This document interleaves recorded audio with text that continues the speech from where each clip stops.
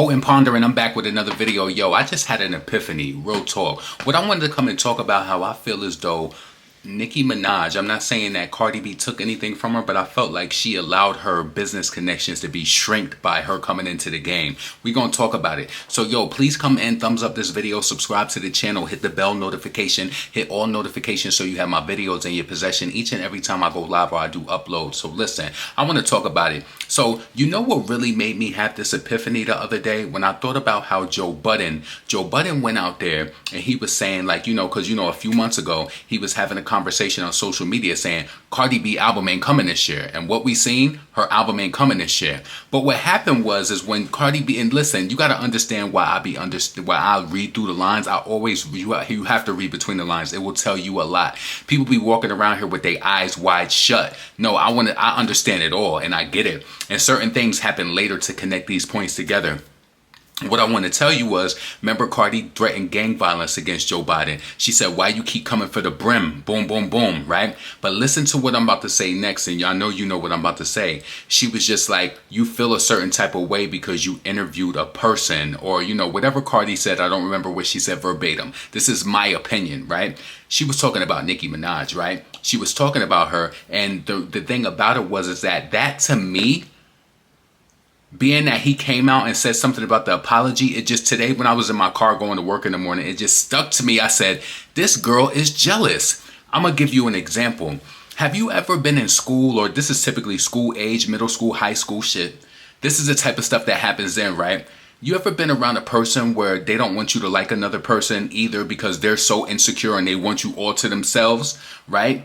They want you all to themselves, or they tell you don't deal with another person so you won't find out what they've been saying about you, or you won't find out what type of person that they really are.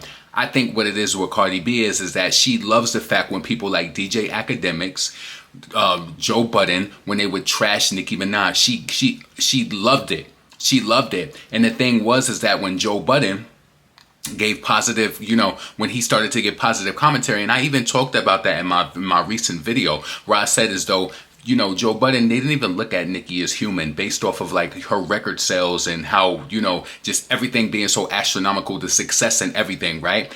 I didn't feel like he looked at her like that, and knowing her coming up knowing her come up, seeing her be a part of that BT Cypher freestyle, you know where this girl came from. You disrespected her heavy, calling her all types of substance abuse users and, you know, all of that, right? Cardi, she got joy off of that. She loved it because even with no talent standing in the game, courtesy of the ball sacks of a black man, she's here, right? And she loved the fact that Nicki was being, you know, ridiculed by these people. She also loved this. I'm going to put you on, and this is what really brought it home and connected it to me fully. I want you to think about the Breakfast Club. Now, I understand that Nicki had a relationship with Charlamagne the God. He was on her second album, I think, was it called Conference or Conference or whatever, where they did kind of like an interview.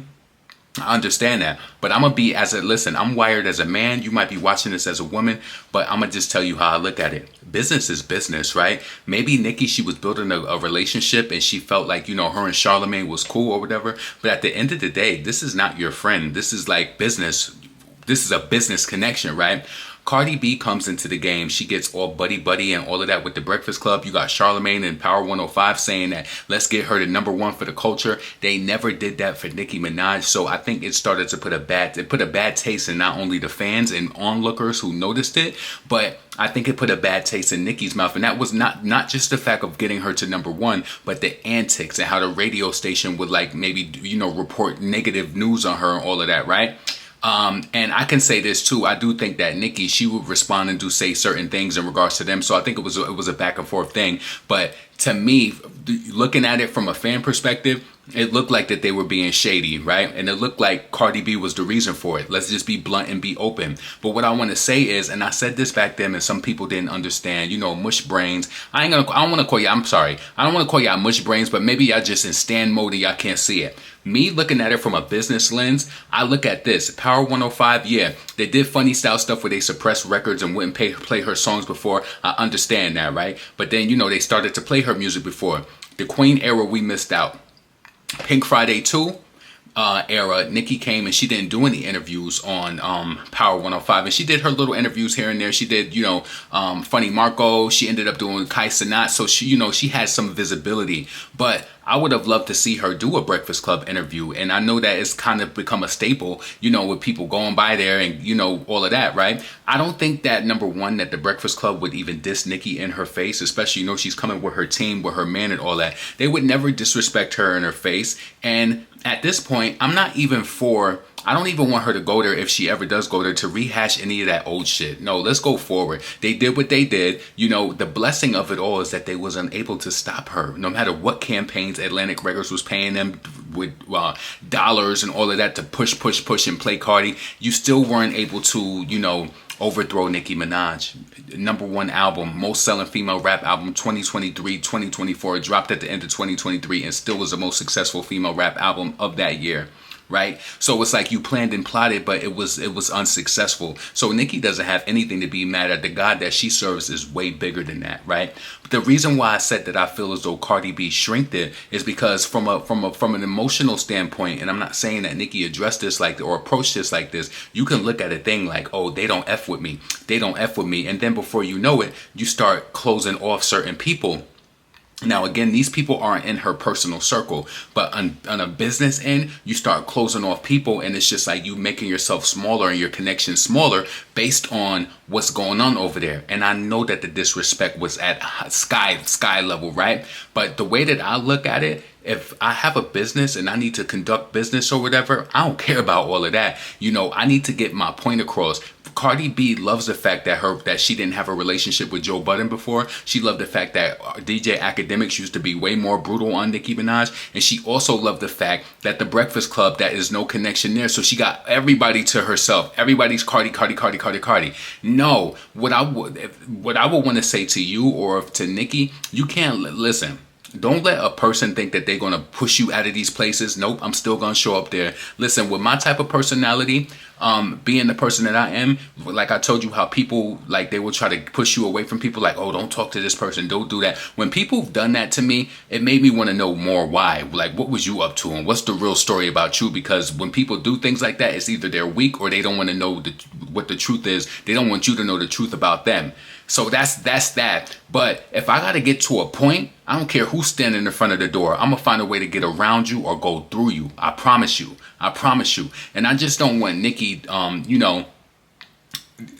she's had her baby. She's married. I'm pretty sure that, Nicki's, I told you, I feel as though that she has some sort of anxiety, PTSD, the way she don't trust people, call them paid moles or whatever. I get that. But don't allow that to stop you from gracing certain places. And by doing that, I feel like Cardi wins. Listen. Pay attention, and the crux of this is really what she said to Joe Budden months ago. Because you did an interview with did she say another BITCH and even call Nicki the beach? Did she even call her that? But the fact that she even brung her up, Nicki would have never done that. Cardi B is pressed. Why? That right there shows that interview bothered you. That right there lets you know that she's like, damn, they friends again? He's not going to be hypercritical of her again? You know what I'm saying? So I feel as though that whole beef with Nicki handled it on a lyrical level, and she did what she had to do. Come on, it's Cardi B. What? Cardi can't mess with Nicki. No way, no day, no pay, no payola. She can't mess with her, right? But what she did was she got around a lot of different people. That Breakfast Club was one of them. She couldn't do anything with the Funkmaster Flex or whatever. So this is why a lot of people said that the Breakfast Club was on Atlantic Records payroll. So I'm pretty sure you can get in your feelings and you could be like, damn, F them. I'm not messed, but no, this is what they want. I'm pretty sure the Breakfast Club will book Nicki Minaj if she wanted to come do an interview, even if she ain't have nothing coming out. She can go. I'm pretty sure she can go past there. She can go by that station anytime that she wants. And my message that I want you to glean from this is never let somebody take you off the course of just based off of emotions. Now, I'm not telling you if a person is threatening violence, and I don't want you to walk into a situation and end up getting banged on or, cut up or whatever. popped off on. I don't want you to do that. I don't want you to use, I don't want you to use, you know, any type of force to go through something like that. But if you feel as though it's something emotional involved, I want you to fight through that, to go through it. Like, you know what I'm saying? Number one, these people ain't gonna put their hands on you in no business relationship. They ain't gonna hurt you, harm you, or anything like that. You need to get to whatever the point is and execute whatever and reach whatever audience you need to reach, right? I want to tell you something that happened to me when I was running my business full time. When I was running my business full time, I had this vendor that wanted to work with me, right? And we were supposed to have a conversation, like, say, on a Wednesday.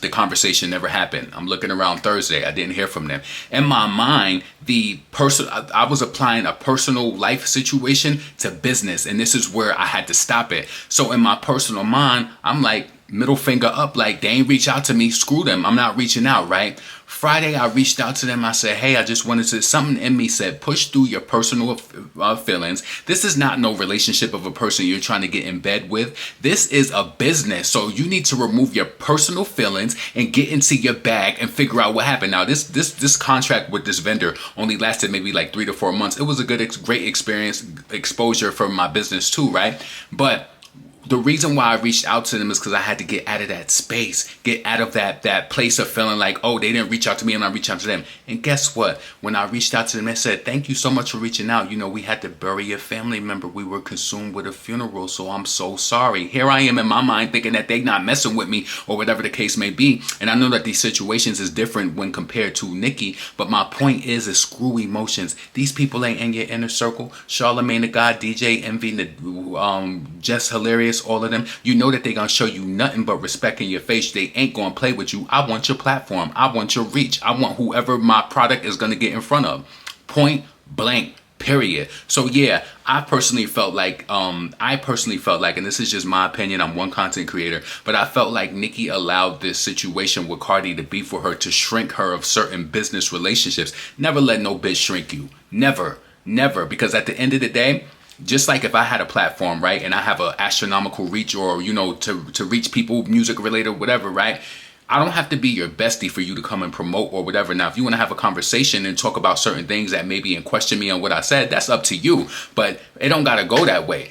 Nicki and Charlamagne the God probably will never be closer buddy. I hope that maybe they talk about it one day behind the scenes. I don't even care about that being in front of the scenes, because you know what? I wouldn't want Nicki to talk about that publicly on the record, because they're going to try to turn that into Cardi. No, you got to have control. I know how to have control. I don't listen, baby. I don't watch the best. I done seen the best. I know what this is. So listen, I want your opinions below. Let me know what you think about this. If you understand my scope of how I feel, when I said that Cardi loved when Joe Budden was dragging her. She loved when DJ Academics dragged her. She loved when the Breakfast Club hated her and reported negatively on her, right? She hated that. It's so crazy that Nicki even be saying, like, you don't even have to, I heard her say something recently, like, you don't even have to report negatively on people or whatever. Something like that she said. I can't remember verbatim, but it's like you get a joy out of stuff like that, because you know why? You're so weakened. You mentioned Joe Budden speaking to a certain female rapper because you weakened. You don't want him to have that relationship. And that's sad, and that's going to come back on you.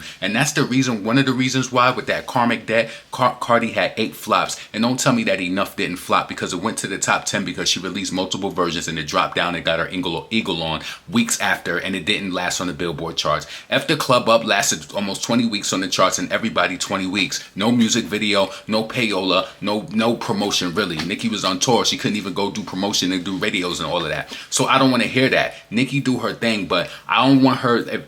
My biggest message again in this video: don't allow people, and Nicki and anybody, whoever you are, don't allow people to shrink you. Business is business. Personal.